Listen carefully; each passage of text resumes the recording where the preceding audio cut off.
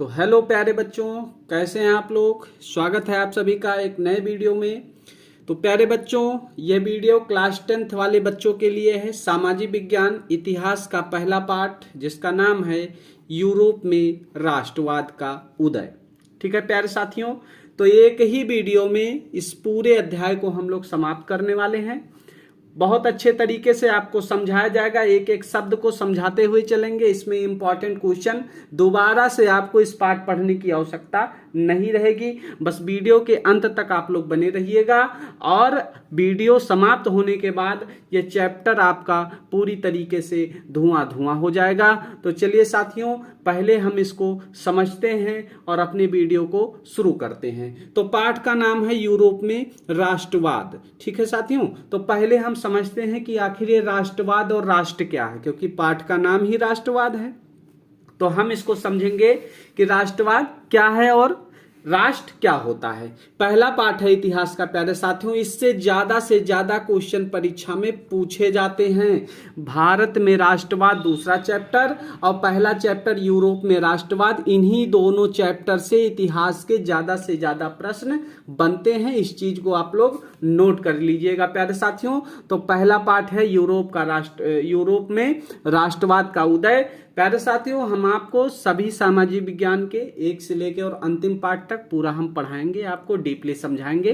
ठीक है, तो चलिए समझते हैं कि राष्ट्रवाद और राष्ट्र होता क्या है साथियों। तो पहले हम समझते हैं कि राष्ट्र क्या होता है। ठीक है, क्या समझते हैं कि राष्ट्र क्या होता है।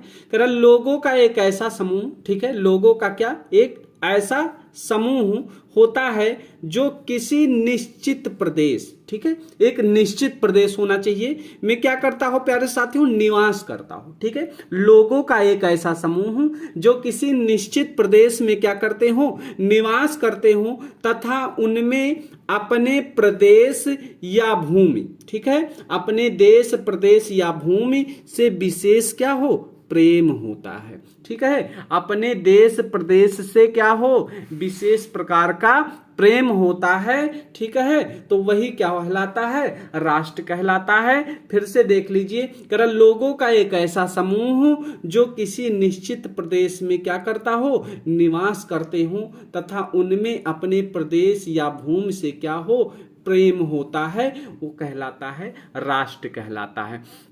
दूसरी परिभाषा इसकी कि समान भाषा, एक जैसी भाषा, नस्ल और धर्म, एक जैसे नस्ल के लोग और एक जैसे धर्म से बने क्षेत्र को भी हम राष्ट्र कहते हैं या राष्ट्र कहलाता है। ठीक है साथियों, ये दो तरीके दो डेफिनेशन है आप लोगों के लिए। पहला ये है और दूसरा ये है। हम आशा करते हैं कि राष्ट्र आप लोग अच्छे से समझ गए होंगे। तो अब चलिए राष्ट्रवाद क्या होता है इस चीज को समझते हैं कि राष्ट्रवाद क्या होता है। कि वह भावना, एक ऐसी भावना अथवा क्या हो, विचारधारा हो, भावना हो या क्या हो, विचारधारा हो, जिसके माध्यम से जनता में क्या हो, राजनैतिक हो, सामाजिक हो व आर्थिक क्या हो, एकीकरण संभव हो जाए। ठीक है, मतलब एकजुटता हो जाए, किसके कारण, ऐसी भावना हो जिसमें विचारधारा हो, ठीक है, जिसके माध्यम से जनता में क्या हो जाए, राजनीतिक, सामाजिक और आर्थिक रूप से क्या हो जाए, एकजुटता हो जाए, एकीकरण संभव हुआ हो, वही क्या कहलाता है, राष्ट्रवाद आपका कहलाता है। ठीक है, इसकी तो एक परिभाषा हो गई। दूसरी परिभाषा यह है कि राष्ट्रवाद राष्ट्र के प्रति क्या हो, प्रेम हो, लगाव हो। राष्ट्रवाद में राष्ट्र के प्रति क्या होना चाहिए, प्रेम और लगाव की एक क्या है, भावना है। राष्ट्रवाद में राष्ट्र के प्रति क्या हो, जैसे हमारा राष्ट्र भारत है ना, तो हम सबको क्या है, अपने राष्ट्र से प्रेम और लगाव है। ठीक है भैया, उसके अंदर एक हमारे अंदर क्या है, अपने राष्ट्र के लिए एक भावना जागृत होती है जो किसी विशेष भौगोलिक, सांस्कृतिक या सामाजिक क्षेत्र में रहने वाले लोगों में क्या हो, एक एकता की भावना है। ठीक है, तो राष्ट्रवाद क्या है, राष्ट्र के प्रति प्रेम और लगाव की एक भावना है जो किसी विशेष भौगोलिक, सांस्कृतिक या सामाजिक क्षेत्र में रहने वाले लोगों की क्या है, एकता की भावना है। यही क्या कहलाता कहलाती है? राष्ट्रवाद कहलाती है। ठीक है साथियों, तो हम आशा करते हैं कि आप क्या समझ चुके हैं, राष्ट्र और राष्ट्रवाद आप बहुत अच्छी तरीके से समझ चुके हैं। ये परीक्षा में भी सीधा सीधा पूछा जा सकता है साथियों, तो इसीलिए इसको आपको जानना बहुत जरूरी है। ठीक है, अगला है निरंकुशवाद। ठीक है, क्या है? निरंकुशवाद। तो चलिए समझते हैं कि ये निरंकुशवाद क्या होता है। कह रहा ऐसी एक सरकार या शासन व्यवस्था, क्या हो? ये ऐसी सरकार हो या शासन व्यवस्था हो जिसकी सत्ता पर या किसी का कोई अंकुश ना हो, अर्थात वह सरकार क्या हो? निरंकुश हो, उस पर किसी का अंकुश हो, उसके किसी का बस न चले, वो कानून को, संविधान को ना मानता हो, कोई भी चीज वो नहीं मानता है। ठीक है, ऐसी सरकार जिस पर क्या हो? किसी का बस ही ना हो, निरंकुश हो, उस पर किसी का अंकुश नहीं होता है। यह केंद्रीकृत सैन्य बल पर आधारित होती है और यह क्या होती? दमनकारी सरकारें होती हैं। मतलब इनको किसी भी चीज से कोई लेना देना नहीं है, किसी भी बात को इनको नहीं मानना है, सबको क्या करती हैं? सबको दमन करती हुई चलती हैं, सबको विनाश करती हुई चलती हैं।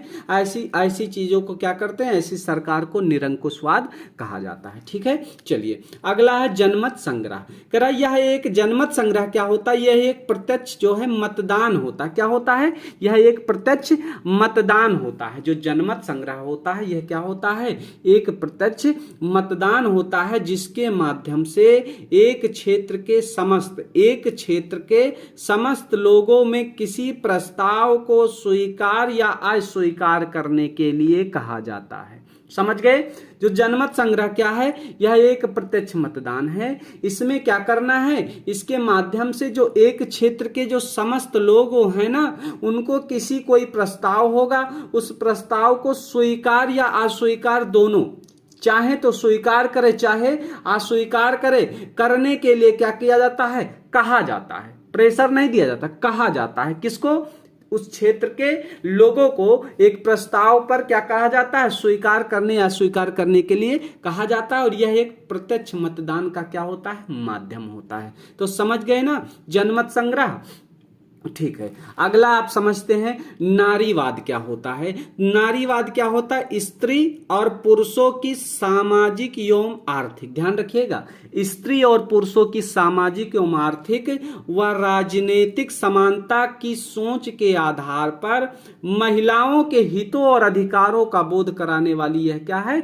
विचारधारा है। ठीक है, अगर पूछता है तो यही लिख देना है कि स्त्री और पुरुष के सामाजिक, आर्थिक व राजनीतिक समानता की सोच के आधार पर महिलाओं के हितों की रक्षा करना, महिलाओं के अधिकारों की बात करना। ठीक है, यही सारी चीजें क्या होती है? इस प्रकार की जो विचारधारा है वही क्या कहलाती है? नारीवाद। देखो इसमें भी नारी अर्थात नारी के बारे में बोला जा रहा है, नारी के हितों की रक्षा करना, नारी के अधिकारों के बारे में बात करना। जो इस प्रकार की विचारधारा है वही क्या कहलाती है? वही नारीवाद कहलाती है। ठीक है, तो अगला देखते हैं उदारवाद क्या होता है। उदारवाद क्या होता है?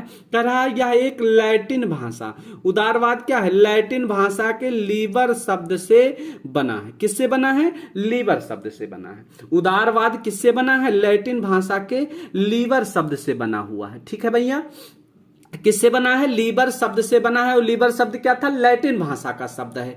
यह बना है जिसका अर्थ है भैया आजाद। ठीक है, इस लीबर का या इस लैटिन भाषा के जो उदारवाद है ना, जो लीबर शब्द से बना है, जिसका अर्थ क्या होता है? आजाद या स्वतंत्रता।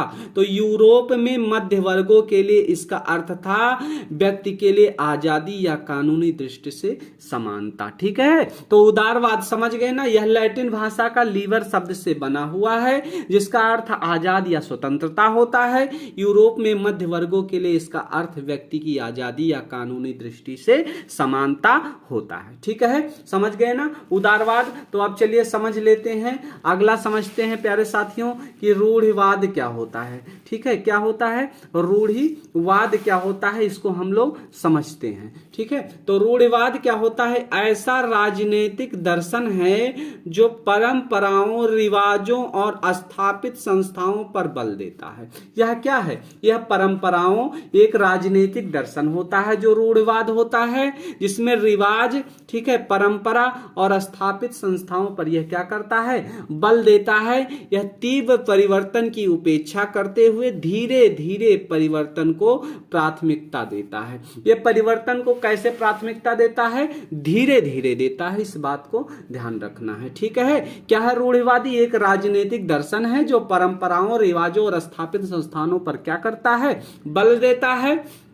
यह तीव्र परिवर्तन नहीं चाहता, उसकी उपेक्षा करता है, ठीक है। मतलब इसको जल्दी से परिवर्तन नहीं चाहिए, इसको परिवर्तन कैसे चाहिए? इसमें परिवर्तन आपको धीरे धीरे होना चाहिए, ठीक है। तीव्र परिवर्तन की ये तो उपेक्षा करता है, उपेक्षा मतलब नापसंद करता, तीव्र परिवर्तन इसको नहीं अच्छा लगता है। इसको कैसे परिवर्तन चाहिए? धीरे धीरे परिवर्तन को क्या करता है? प्राथमिकता देता है। धीरे धीरे इसको परिवर्तन चाहिए होता है। समझ गए? तो ये सारे इंपॉर्टेंट, ये आपको विकल्प में भी पूछ सकता है, ये मोस्ट इंपॉर्टेंट है प्यारे बच्चों। आपको विकल्प में भी पूछ सकता है कि बताओ इसका क्या मतलब है, और आपको 4 विकल्प दे देगा। तो इस चीज को आपको ध्यान रखना है, ठीक है। अब अगले आते हैं, फ्रांसीसी क्रांति और राष्ट्र का विकास। मोस्ट इंपॉर्टेंट है, मोस्ट इंपॉर्टेंट लगा के चलिए भैया।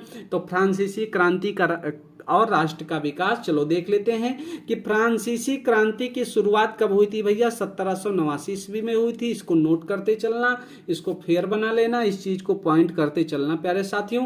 फ्रांसीसी क्रांति में सभी लोग की मांग थी कि राजतंत्र को हटा दिया जाए। किसको हटा दिया जाए? राजतंत्र समझते हो? मतलब जहां पर जिसका राजा ही सब कुछ होता है, मतलब ना चुनाव हो ना कुछ हो, ठीक है। सीधा राजा का लड़का, कहते हैं ना, राजा का लड़का राजा बनेगा, तो वही वाला हाल कह रहा है कि राजा का लड़का ही राजा बनेगा। तो फ्रांसीसी क्रांति में सभी लोग यह मांग कर रहे थे कि अब राजा का लड़का राजा नहीं बनेगा, अब प्रजा का भी लड़का राजा बनेगा, ठीक है। तो यही कह रहा है कि राजतंत्र को हटाया जाए, अर्थात इस चीज को हटा दिया जाए कि राजा का लड़का राजा बनेगा, और किसको लगा दिया जाए? प्रजातंत्र, यानी कि प्रजा का लड़का भी राजा बन सकता है। प्रजा का लड़का भी क्या बन सकता है? राजा बन सकता है। जैसे देखो मोदी जी चाय बेचते थे, प्रधानमंत्री बन गए, ठीक है। अगर हमारे यहाँ राजतंत्र होता तो ऐसा नहीं होता, ठीक है। जो राजा शुरुआत से चले आ रहे वही राजा बने रहते, ठीक है। तो इसी चीज को इस पे मांग किया गया फ्रांस की क्रांति में कि राजतंत्र को हटा दो भैया, और क्या लगा दो? प्रजातंत्र लगा दो, ठीक है। चलो अगला पॉइंट देखते हैं। फ्रेंच भाषा को, अगला मांग उनका था फ्रेंच भाषा को राष्ट्रभाषा घोषित कर दिया जाए। क्या कर दिया जाए? फ्रेंच भाषा को राष्ट्रभाषा घोषित कर दिया जाए। अगली मांग देखो, स्कूल या छात्रों के लिए एक क्लब की स्थापना की गई, जिसका नाम क्या था? जैकोबिन क्लब रखा गया, ठीक है। स्कूल या कॉलेज के लिए एक क्लब की स्थापना करवाया गया, जिसका नाम क्या रखा गया? जैकोबिन क्लब रखा गया। अगला पॉइंट है सभी भार तथा किराया, मतलब सबके लिए एक किराया, नहीं कि वो जो है कोई अधिकारी है या कोई राजा है या कुछ है तो उसका किराया ही ना पड़े और आम जनता का पूरा खून चूस लिया जाए, पूरा किराया दिया जाए। इसकी एक व्यवस्था की गई, अगर 20 रुपया तुम्हारा पड़ेगा तो 20 रुपए हमारा भी किराया पड़ेगा। इनका क्या किया गया? सभी भार तथा किराया की एक व्यवस्था की गई, मतलब आपका जितना उतना हमारा, ना आपका कम ना हमारा कम। अगर आप 30 दे रहे हो तो हम भी क्या करेंगे? हम भी ही 30 देंगे, उससे कम हम या ज्यादा नहीं देंगे, ठीक है। तो इस चीज को क्या था? इस चीज को फ्रांस की क्रांति में ये सारी चीजें की मांग की गई, ठीक है। तो ये सारा था बेटा। अब अगला चल देखते हैं, इटली का एकीकरण। अगला जो प्रश्न आपका इंपॉर्टेंट प्रश्न है, बहुत ही ज्यादा पूछा जाता है, इटली का एकीकरण और जर्मनी का एकीकरण, ठीक है सर प्यारे साथियों। तो इन चीज को आपको क्या करना है?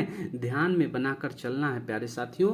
अगला प्रश्न हमारा ये वेरी इंपॉर्टेंट, मोस्ट इंपॉर्टेंट लगा के चलेगा प्यारे साथियों, ये मोस्ट इंपॉर्टेंट है। इटली का एकीकरण आपकी परीक्षा के दृष्टिकोण से बहुत ही ज्यादा इंपॉर्टेंट है, ठीक है। तो हम लोग समझते हैं कि इटली का एकीकरण क्या था, इसको कैसे समझना है, कैसे लिखना है, ठीक है। तो पहला है कह रहा 19वीं शताब्दी में। कब शुरू हुआ था? 19वीं शताब्दी में इटली के एकीकरण की प्रक्रिया प्रारंभ हुई। कब प्रारंभ हुई थी? तो 19वीं शताब्दी में इटली के एकीकरण की प्रक्रिया प्रारंभ की गई थी, जिसमें इटली को 7 राज्यों में विभाजित किया गया था। जो इटली था वो 7 राज्यों में क्या था? विभाजित था, 7 राज्यों में बटा हुआ था, एकीकरण हो गया था, ठीक है भैया।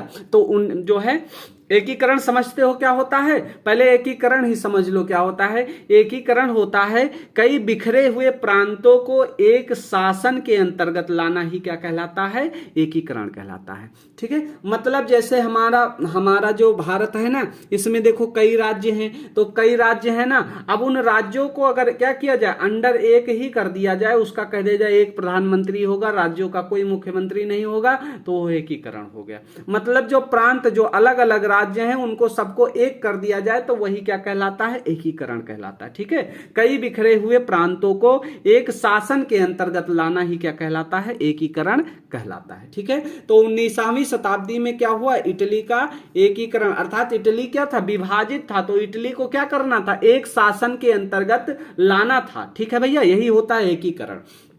इटली देखो कह रहा विभाजित था, खंड खंड में बटा हुआ था इटली, और इसको क्या करना था? अंडर वन गवर्नमेंट, एक गवर्नमेंट के अंडर में इसको लाना था, एक शासन के अंतर्गत इसको लाना था। इसीलिए अगला पॉइंट है कह रहा इस समय इटली अनेक वंशानुगत, देखो अभी हमने बताया ना कि अनेक वंशानुगत, वंशानुगत समझते हो? मतलब राजा का लड़का राजा होगा, जैसे एक राजा था तो उसका बड़ा लड़का राजा, फिर उसका बड़ा, ऐसे वंशानुगत मतलब वंशों से चला आ रहा राज्य।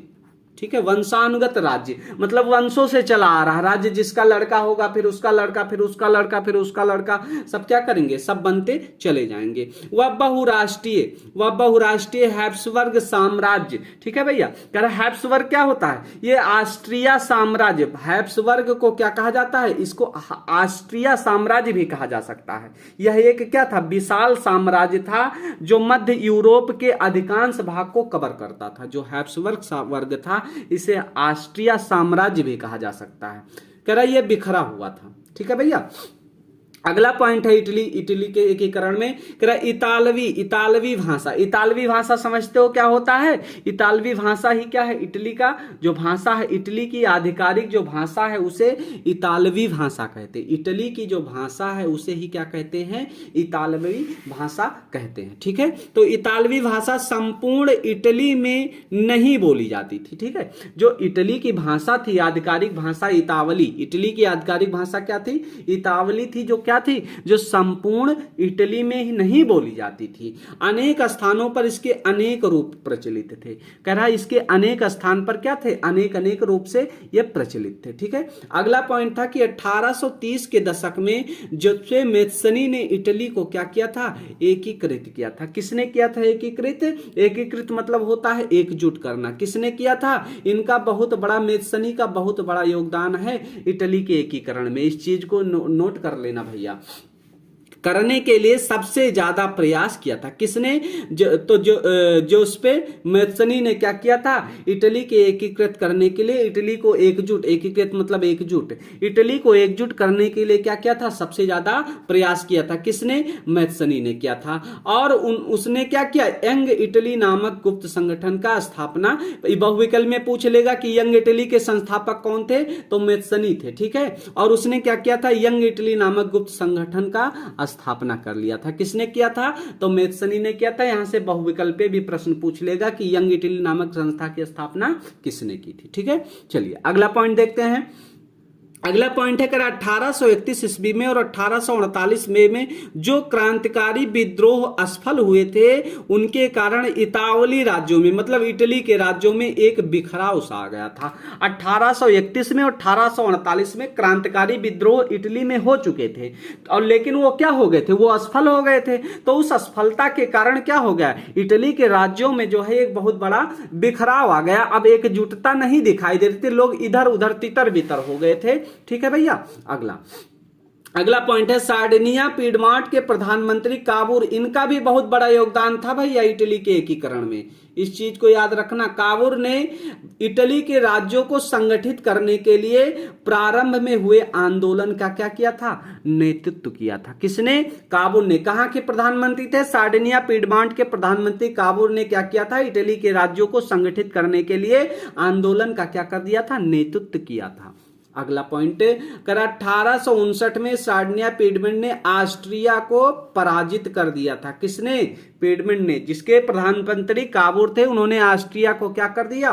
पराजित कर दिया। ठीक है, अगला कह रहा 1861 ईस्वी में विक्टर एमुनुअल द्वितीय को क्या किया गया, एकीकृत इटली का राजा घोषित कर दिया गया। किसको किया गया, विक्टर एमुनुअल द्वितीय को। किसको, विक्टर एमुनुअल द्वितीय को क्या कर दिया गया, एकीकृत मतलब एकजुट इटली का क्या बना दिया गया, राजा घोषित कर दिया। किसको बनाया गया, विक्टर एमुनुअल द्वितीय को एकीकृत संगठित एकजुट इटली के राजा के रूप में घोषित कर दिया गया। और 1870 में यह क्या हुआ, एकीकरण पूर्ण हो गया। तो इटली का एकीकरण कब पूरा हुआ, 1870 ईस्वी में पूरा हो गया। ठीक है। अगला, इटली के एकीकरण में 3 व्यक्तियों का विशेष योगदान था। अभी हमने बताया, देखो मेत्सनी का, काबुर का और गैरीबाल्डी का। इन 3 लोगों का क्या था, बहुत ही महत्वपूर्ण योगदान था। किसमें, इटली का एकीकरण में। तो आप लोग समझ गए होंगे भैया, ये बहुत ही ज्यादा, जितना इंपॉर्टेंट लगा पाओ उतना इंपॉर्टेंट आप इसको लगा लो। परीक्षा में पूछे जाने वाले हैं, यही प्रश्न बार बार आपको परीक्षा में देखने को मिलने वाले हैं। ठीक है, तो चलिए अगले प्रश्न पर चलते हैं। अगला प्रश्न है प्यारे साथियों, जर्मनी का एकीकरण। ये भी बहुत ही ज्यादा महत्वपूर्ण है। इन दोनों एकीकरण में से एक एकीकरण आपको लिखने के लिए परीक्षा में दे देगा, तो इसको भी आप मोस्ट इंपॉर्टेंट लगा लीजिएगा। पॉइंट सारे सब नोट कर लीजिएगा प्यारे साथियों, और 2-3 बार इस वीडियो को देख लीजिएगा। आपको क्या हो जाएंगे, सारे के सारे क्लियर हो जाएंगे। ठीक है, तो चलिए देखते हैं जर्मनी का एकीकरण क्या था। तो मध्यम वर्गीय जर्मन के लोगों में राष्ट्रवादी भावनाएं बहुत पाई जाती थी। किसमें, मध्यम वर्गीय जर्मन के जो लोग थे उनमें क्या थी, राष्ट्रवादी भावनाएं बहुत ही पाई जाती थी। ठीक है, 1848 में जर्मन महासंघ ने क्या किया, विभिन्न इलाकों को जोड़कर एक नवनिर्वाचित संसद, किसके द्वारा, एक नवनिर्वाचित संसद द्वारा शासित राष्ट्र राज्य बनाने का प्रयास किया था। कब, 1848 में जर्मन महासंघ ने क्या किया था, विभिन्न इलाकों को जोड़कर एक नया क्या किया था, नया निर्वाचित संसद द्वारा शासित राष्ट्र राज्य बनाने का प्रयास किया गया था। ठीक है, पॉइंट सब याद करते चलिएगा, ध्यान देते। इनके प्रयासों को राजा के शासन और सैनिकों ने मिलकर क्या कर दिया, दबा दिया। इन्होंने प्रयास तो किया, लेकिन इनका जो प्रयास था वो असफल हो गया, क्योंकि राजा के शासन और सैनिक जो थे ना, उन्होंने मिलकर क्या कर दिया, इस प्रयास को एकदम से पूरी तरीके से नष्ट कर दिया, दबा दिया। कुछ नहीं हुआ, असफल हो गया इनका प्रयास। बाद में प्रसा मतलब प्रसिया। ठीक है, प्रसा मतलब क्या होता है, प्रसिया होता है। ठीक है भैया, समझ में आया ना, प्रसा मतलब क्या होता है, प्रसिया होता है। ठीक, हाँ, प्रसा मतलब प्रसिया होता है। तो चलिए देखते हैं। बाद में प्रसिया ने क्या किया, प्रसा ने राष्ट्रीय आंदोलन की बागडोर क्या कर लिया, संभाल लिया। जो प्रसा है ना, ये प्रसिया, इसको प्रसिया के नाम से जानते हैं। ये उत्तरी यूरोप का एक जर्मन ऐतिहासिक राज्य था। ठीक है, ये उत्तरी यूरोप का एक जर्मन ऐतिहासिक क्या था, राज्य था। तो प्रसा ने राष्ट्रीय आंदोलन की बागडोर संभाल ली, अर्थात प्रसिया ने क्या कर दिया, इस आंदोलन का जो है बागडोर अपने हाथों में ले लिया। ठीक है, अगला, बिस्मार्क जो कि उसका प्रमुख मंत्री था। ठीक है, ऑटोमान बिस्मार्क जो क्या था, उसका प्रमुख मंत्री था, और इस प्रक्रिया का क्या था, वो जनक था। जो ऑटो वान बिस्मार्क था वो क्या था, वो मंत्री था, प्रमुख मंत्री था, और इस प्रक्रिया का वो क्या था, जनक था। उसने प्रसा की सेना तथा नौकरशाही की सहायता ले ली। उसने क्या कर लिया, जो ऑटो वान बिस्मार्क था उसने प्रसिया की जो है सेना और उसकी नौकरशाही की क्या कर ली, सहायता ली। और 7 वर्ष की अवधि के अंतर्गत ऑस्ट्रिया, डेनमार्क और फ्रांस से प्रसा के 3 युद्ध हुए।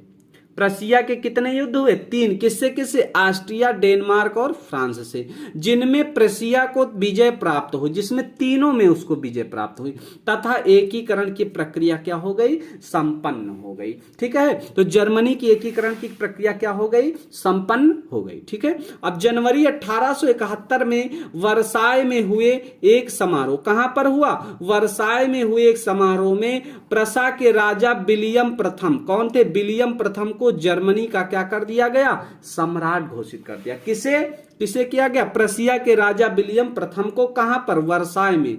कब? सन 1871 में एक समारोह, वर्साई का एक समारोह था। प्रशिया के राजा वहां पर विलियम प्रथम आए हुए थे और उनको क्या कर दिया गया? जर्मनी का क्या कर दिया गया? सम्राट घोषित कर दिया गया। ठीक है प्यारे साथियों, तो ये आपका था जर्मनी का एकीकरण। ठीक है साथियों, समझ में आया ना? तो जर्मनी का एकीकरण, ठीक है, समझ में आ रहा है ना प्यारे साथियों? ये बहुत ही इंपॉर्टेंट क्वेश्चन है, इसको आपको क्या करना है प्यारे साथियों? नोट करके चलना है। ठीक है, तो चलिए अब अगला देख लेते हैं कि फ्रांस की क्रांति के मुख्य कारण। ये भी क्या है? बहुत ही मोस्ट इंपॉर्टेंट लगा के चलना प्यारे साथियों, इन्हीं में से आपके परीक्षा में देखने को प्रश्न मिल जाएंगे। ठीक है भैया, इस चीज को आप लोग नोट करके चलना। ठीक है, चलो तो फ्रांस की क्रांति के मुख्य कारण हम लोग देख लेते हैं। पहला मुख्य कारण था कि अयोग्य शासक, जो शासक था वहां का वो अयोग्य था, वो ठीक नहीं था शासक, क्योंकि फ्रांस की क्रांति के समय वहां पर जो था वो लुई वंश का शासन था। किस वंश का शासन था प्यारे साथियों? लुई वंश का शासन था। किस वंश का? तो लुई वंश का शासन था, जिसका शासक जो लुई 16वां था। क्या था? लुई 16वां, इसमें रोमन में लिख दिया गया है, लुई 16वां था। ठीक है, उस समय फ्रांस की क्रांति के समय पर क्या था? लुई वंश का शासन चल रहा था फ्रांस में, और जिसका जो शासक था वो लुई 16वां था। वह क्या था? वह एक अयोग्य था, वह एक जिद्दी था, वो एक कर्तव्यहीन था शासक था। कौन? लुई 16वां जो था प्यारे साथियों, वो बहुत ही जिद्दी टाइप का, स्टबन था। ठीक है, अयोग्य था, एलिजिबल ही नहीं था और वो कर्तव्यहीन था, वो अपने कर्तव्य का पालन नहीं करता था। वह सुधारों का पक्षधर नहीं था, वो किसी भी सुधार, अपने जो है सुधार उसे नहीं चाहिए था। कह रहा जो होना है होने दो, कोई दिक्कत नहीं है। पक्षधर नहीं था, बल्कि अपनी निरंकुशता को कायम रखना चाहता था। मतलब वो जैसा था, जिद्दी था, इसी चीज को वो बरकरार रखना चाहता था, और वो जो है निरंकुशता को कायम रखना चाहता था, और वो सुधार नहीं चाहता था कि हमारे राज्य में या हम में कोई सुधार हो। इसीलिए वहां की जो जनता थी उसका क्या कर रही थी? विरोध कर रही थी। अब भाई जनता जो है सब कुछ देखती है, जनता को चाहिए कि एक अच्छा शासक हो, अच्छा राज्य हो, उसका राजा बहुत अच्छा हो, जनता के लिए भलाई का कार्य करे। लेकिन ऐसा कुछ नहीं था। वो क्या था? वो अयोग्य था, वो जिद्दी था, कर्तव्यहीन था, वो सुधार नहीं चाहता था, वो अपनी निरंकुशता को बरकरार रखना चाहता था। ठीक है, जनता को परेशान कर रहा था। इसीलिए जो जनता थी वो क्या करने लगी? उसका विरोध करने लगी। ठीक है, चलिए तो अब दूसरा देख लेते हैं। दूसरा कारण था मध्यम वर्ग। दूसरा हेडिंग क्या था? मध्यम वर्ग।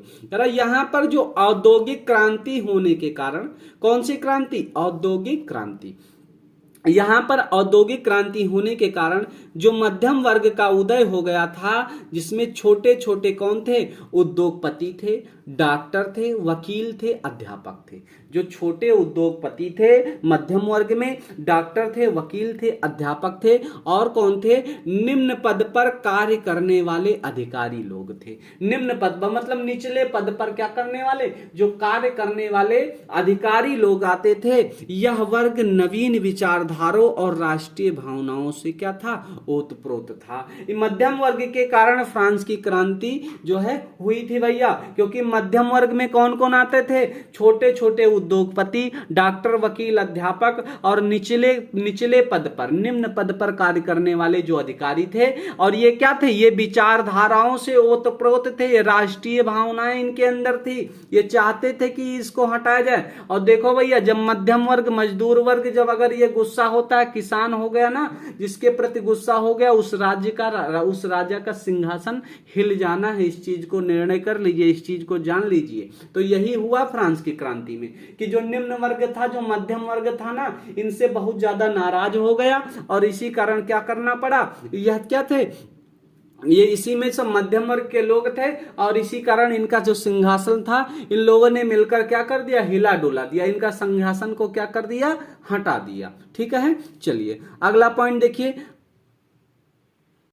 तो अगला पॉइंट है आम जनता की दयनीय स्थिति। जो आम जनता थी, जो आम नागरिक थे ना, इनकी स्थिति कैसी थी? तो इस समय शासक उच्च वर्ग और कुलीन वर्ग के विलासितापूर्ण जीवन व्यतीत कर रहा था। ठीक है, जो उस समय शासक, इस समय शासक और जो उच्च वर्ग थे, कुलीन वर्ग के लोग थे, मतलब जो बड़े बड़े लोग थे उस समय, जो शासक, जो शासन, जो राज्य कर रहे थे, और जो उच्च वर्ग के लोग थे, और जो कुलीन वर्ग और उच्च वर्ग एक ही होता है। वो विलासितापूर्ण जीवन मतलब उसमें ऐश आराम की जिंदगी, विलासितापूर्ण जीवन मतलब ऐश आराम की जिंदगी क्या कर रहे थे, वो जी रहे थे। ठीक है, जीवन क्या कर रहे थे, व्यतीत कर रहे थे। एकदम ऐशो आराम की जिंदगी चल रही थी, ना कोई लेना ना देना, सब आराम से राजपाट करना है, वहां पे पूरा था भरा, सब खाओ पियो मौज मस्ती में जियो, वही सिस्टम चल रहा था। वहीं आम जनता, जो आम नागरिक, जो मध्यम वर्ग के लोग थे, की स्थिति क्या थी, बहुत ही दयनीय थी। जो आम जनता थी वो बहुत ही परेशान थी। लोग रोजी रोटी को क्या कर रहे थे, तरस रहे थे। रोजी रोटी उनकी नहीं चल पा रही थी, भूखे मर रही थी, जनता भूखमरी पड़ी हुई थी। लेकिन जो राजा महाराजा थे, जो राजा थे, जो बड़े लोग थे, जो कुलीन वर्ग के लोग थे, उच्च वर्ग के लोग थे, वो भैया ऐसा आराम की जिंदगी जी रहे थे, विलासितापूर्ण जीवन जी रहे थे। और जो आम जनता थी वो क्या थी, आम जनता थी वो रोजी रोटी के लिए तरस रही थी, वो बेचारी परेशान थी। तो अगला पॉइंट है मजदूर वर्ग की दुर्दशा। ठीक है, जो मजदूर वर्ग था उसकी जो दशा थी वो बहुत ही दयनीय थी, बहुत ही खराब थी। कह रहा इस समय फ्रांस में जो उद्योग स्थापित हुए थे, ठीक है, इस समय क्या था, जो फ्रांस में जो भी उद्योग स्थापित हुए थे उनमें जो मजदूर कार्य करते थे, कार्य करने के लिए उन्हें स्वास्थ्यवर्धक परिस्थितियां नहीं थी। मतलब वहां पर ऐसा था कि मजदूर को कार्य करने के लिए वहां पर अगर वो कार्य करता है लगातार तो बीमार पड़ जाएगा। उनके सफाई के लिए, उनके स्वास्थ्य के लिए कोई भी सुरक्षा वहां पर मजदूरों के हित के लिए कुछ भी नहीं था। मतलब गंदगी फैली हुई थी, उसमें सांस लेना मुश्किल रहता था और मजदूर बहुत से सारे क्या हो रहे थे, मर रहे थे। तो स्वास्थ्यवर्धक परिस्थितियां नहीं थी। इनके काम के घंटे भी निश्चित नहीं थे। मतलब इनको यह निश्चित नहीं था कि 8 घंटा 10 घंटा 12 घंटा 6 घंटा कार्य करना, नहीं, जब तक इच्छा हो तब तक वो लोग काम इनसे करवाते थे, निश्चित नहीं थे।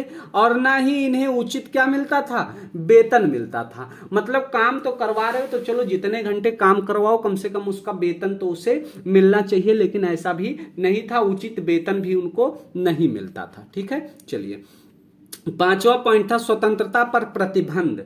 स्वतंत्रता पर क्या लगा था, प्रतिबंध लगा हुआ था। तो इस समय फ्रांसीसी सरकार ने लोगों की स्वतंत्रता पर कई प्रकार के प्रतिबंध लगा दिए थे। जो फ्रांस की सरकार थी उन्होंने क्या किया था, इनके ऊपर जो है बहुत सारे प्रतिबंध लगाए हुए थे, जिनमें धार्मिक विश्वासों पर भी क्या था, प्रतिबंध लगा हुआ था। मतलब धार्मिक के जैसे कि सब धर्म के लोग अपने अपने धर्म की पूजा नहीं कर सकते हैं, धार्मिक जो है विश्वास पर भी उन्होंने क्या कर लिया था, प्रतिबंध लगा दिया था। तो ये थी आपकी फ्रांस की क्रांति के मुख्य कारण थे आपके। ठीक है प्यारे साथियों, हमें लगा, आशा है कि आप लोगों को बहुत ही आसानी से समझ में आ गया होगा। ठीक है, तो चलिए अब अगला जो इंपॉर्टेंट टॉपिक है, वो अगला इंपॉर्टेंट टॉपिक है कि नेपोलियन कौन था। ये भी पूछा जाता है परीक्षा में कि जो नेपोलियन था वो कौन था। ठीक है, तो इसको हम लोग देख लेते हैं कि नेपोलियन कौन था।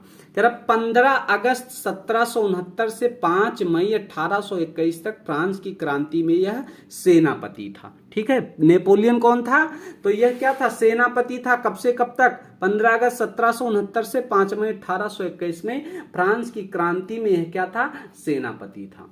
ठीक है, अगला 11 नवंबर 1799 से 18 मई 1804 तक प्रथम काउंसिल के रूप में शासक बना था। ये कौन, नेपोलियन। ठीक है, अगला है 18 मई 1804 से 6 अप्रैल 1814 तक जो नेपोलियन के नाम से सम्राट रहा ये। ठीक है, और वह पुनः 20 मार्च से 22 जून 1815 में, 20 मार्च से 22 जून 1815 में सम्राट बना। ठीक है, 20 मार्च से कब तक बना, 22 जून को 1815 में वो फिर से सम्राट बन गया। वह यूरोप के कई अन्य क्षेत्रों का भी क्या था, शासक रहा। कौन, नेपोलियन। इतिहास में नेपोलियन विश्व के सबसे महान सेनापतियों में गिने जाते हैं। जो नेपोलियन है ना, विश्व के सबसे महान सेनापतियों में इनकी गिनती होती है। उसने फ्रांस में कई नई विधि संहिता का लागू किए थे। फ्रांस में क्या किया था, कई नई विधि संहिता को उसने लागू किया था, जिसे नेपोलियन की संहिता भी कहा जाता है। ठीक है, जिसे क्या कहा जाता है, नेपोलियन की संहिता कहा जाता है। वह इतिहास के सबसे सबसे महान विजेताओं में से एक था। तो जो नेपोलियन था वो इतिहास के क्या था, सबसे महान जो है विजेताओं में से एक था। कौन था, नेपोलियन था। ठीक है, चलिए एक प्रश्न और बनता है इससे कि नेपोलियन के द्वारा किए गए सुधारों के बारे में बताइए। तो इसको भी देखना बहुत ही ज्यादा जरूरी है कि नेपोलियन ने कौन कौन से सुधार किए थे। ठीक है, तो नेपोलियन द्वारा जो पहला सुधार हुआ था वो सुधार था शासन संबंधी सुधार। कौन सा सुधार था, शासन संबंधी सुधार। तो नेपोलियन की शासन व्यवस्था प्रतिभा, व्यापकता और कार्यक्षमता के सिद्धांतों पर आधारित थी।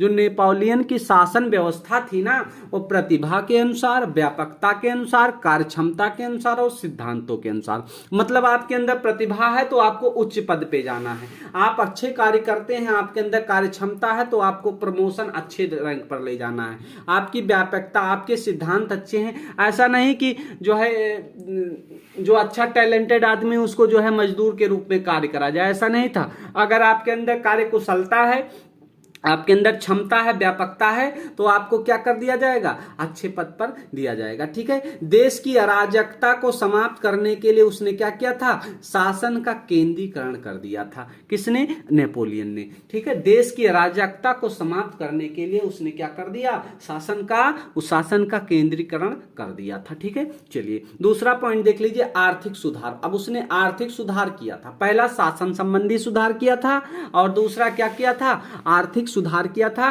तो नेपोलियन ने पेरिस में क्या किया, एक बैंक ऑफ फ्रांस की स्थापना कराई। कब, कहां पे, पेरिस में। किसने, नेपोलियन ने। कौन सा बैंक था, बैंक ऑफ फ्रांस की स्थापना कराई, जिसमें क्या था, मादक द्रव्यों, नमक आदि पर क्या लगाया, कर लगा दिया गया। ठीक है, मतलब कि कर वसूल किया जाएगा। किससे, मादक द्रव्यों से, और नमक पर क्या कर दिया, उसने कर लगाया। और मजदूरों का वेतन निश्चित करा दिया। मतलब मजदूर का क्या कर दिया, नेपोलियन ने वेतन निश्चित करा दिया कि अगर इतना वेतन है तो इतना इनको मिलने वाला है। और सट्टेबाजी और मुनाफाखोरी को समाप्त कर दिया। सट्टेबाजी को समाप्त कर दिया और किसको समाप्त कर दिया, मुनाफाखोरी को उसने समाप्त कर दिया। किसने, नेपोलियन ने। ठीक है, तो दो सुधार, पहला सुधार था शासन संबंधी सुधार और दूसरा सुधार था आर्थिक सुधार। ठीक है, चलिए तीसरा सुधार इसका देखते हैं। तीसरा सुधार था धार्मिक सुधार। कौन सा सुधार था, धार्मिक सुधार। तो नेपोलियन ने अपने देशवासियों को धार्मिक स्वतंत्रता प्रदान कराई। जो नेपोलियन था ना, उसने अपने देशवासियों को क्या दिया, धर्म की स्वतंत्रता दी। मतलब जो जिस धर्म का हो, अपने धर्म का अनुयायी हो सकता है, अपने धर्म की वह पूजा स्वतंत्रता के साथ कर सकता है का प्रयत्न किया। और सभी अपने धर्म का आचरण करने की स्वतंत्रता प्रदान कर दी। उसने कहा सभी धर्म के लोग क्या करें, अपने धर्म को पालन करें, कोई दिक्कत नहीं है। इस स्वतंत्रता को उसने क्या कर दिया, दे दिया। ठीक है, अगला जो स्वतंत्रता था, अगला जो सुधार था नेपोलियन का, न्याय संबंधी सुधार। मतलब न्याय का जो है उसने सुधार किया। तो नेपोलियन ने फ्रांस